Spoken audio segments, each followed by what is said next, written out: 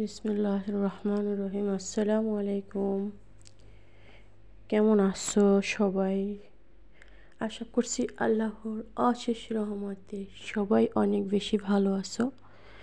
আলহামদুলিল্লাহ, রবের শুকরিয়া যে রব এতটা ভালো রেখেছেন এবং সুস্থ রেখেছেন। পবিত্র জুমা মোবারক এবং রমজানের শেষ জুমা এটা। সবাইকে আল্লাহ এই জুমা উছিলায় ক্ষমা করে দেখ জিন্দিগির গুনাহ খাতা। যারা কবরে শুয়ে আছে তাদেরকে আল্লাহ জান্নাতুল ফেরদাউস উচ্চ মাকাম দান করুক, আমিন। আজকে নিয়ে আসলাম 27 রমজানের ইফতার।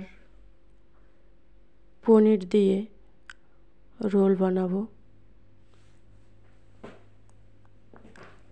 জানি না কতটুকু আল্লাহর নেকের কাজ করতে পারছি, কতটুকু গুনাহ মাফ করাইতে পারছি। একটা মুমিন হইয়া, একজন মুসলিম হইয়া যদি ভালো আমল ইমান নাই করতে পারলাম, তাহলে কিসের মুসলমান হইলাম? জানি না, রব্বে কারিম সেই তো ভালো জানে যে কতটুকু কি করতে পারছি। তবে চেষ্টা তো করতেছি রবের কাছে প্রিয় বান্দা এবং বান্দি হওয়ার জন্য। সব কিছুর মালিক একমাত্র শুধুমাত্র আমার রব। সে ইচ্ছা করলে সব কিছুই করতে পারে। সে চাইলে আমাকে জাহান্নাম দিবে, চাইলে জান্নাত দিবে। তবে আমি তো তার গোলামি করতে ভুলব না। আমি যতটুকু পারবো ততটুকু করব। সবে কদরের দিন তো চলে গেছে, আলহামদুলিল্লাহ। যতটুকু পেরেছি রবের কাছে ততটুকু করছি। জানি না কতটুকু কবুল হয়েছে। এই যে আমি সবগুলি রোল অল্পই বানিয়েছিলাম, বাসায় খাওয়া হয়নি। কালকে বানিয়ে নিয়ে গেছিলাম এক বাসায়। ঈদের কেনাকাটা সবাই করছে। ঈদের কেনাকাটা করা সুন্নত। ঈদের কাপড় চোপড় কেনা, পরিধান করা সুন্নত। কিন্তু আমার তো ইচ্ছা করছে না, কিন্তু ইচ্ছা না করলেও কিনতে হবে। দেখি কিছু কেনা হয়েছে, কখনো শেয়ার করব না। আলহামদুলিল্লাহ, আলহামদুলিল্লাহ, আল্লাহ পাকের অসংখ্য রহমত। এই যে আলু ডিমের চপটা বানিয়েছি, এটা আগে একটু ছিল আর কি। তো ভাবলাম যে আগের দিন তো পেঁয়াজ দেই নেই, তারপরে মরিচ দিতে তাও দেই নেই। তো আজকে দিয়ে অল্প মিনি ছোট ছোট কয়েকটা আলু এবং ডিমের চপ ভেজে নিলাম।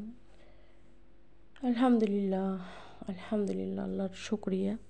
অনেক ভালো লেগেছিল।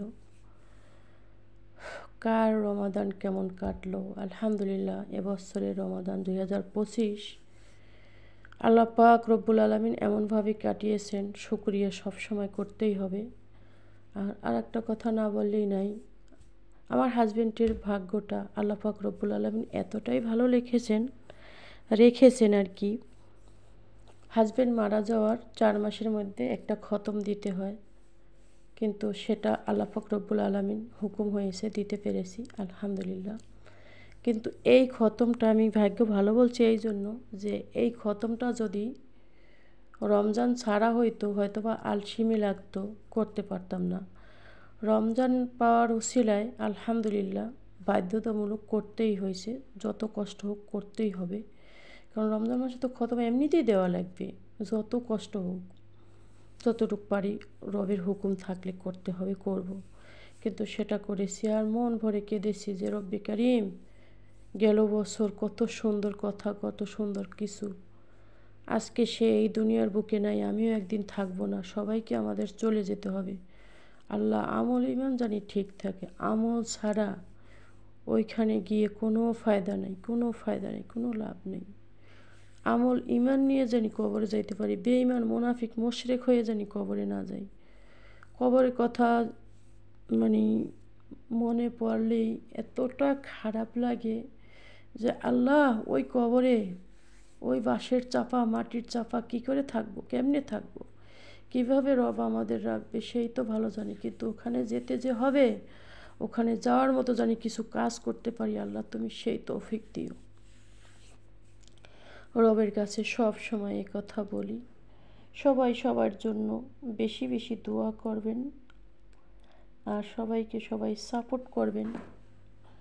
এখানে আসছি, যদি আল্লাহ পাক রব্বুল আলামিন কিছু করতে দেয় তা তো করবো, আর না করতে দিলে তো কিছু করার নাই, তাই না? দুনিয়াতে যতদিন বেঁচে আছি ততদিন তো খেতে হবে, চলে যখন যাব তখন তো যাব। আর যতদিন বেঁচে আছি ততদিন তো আল্লাহ পাক রব্বুল আলামিন বাঁচিয়ে রেখেছেন, খেতেও হবে, পড়তেও হবে, সব কিছু করতে হবে।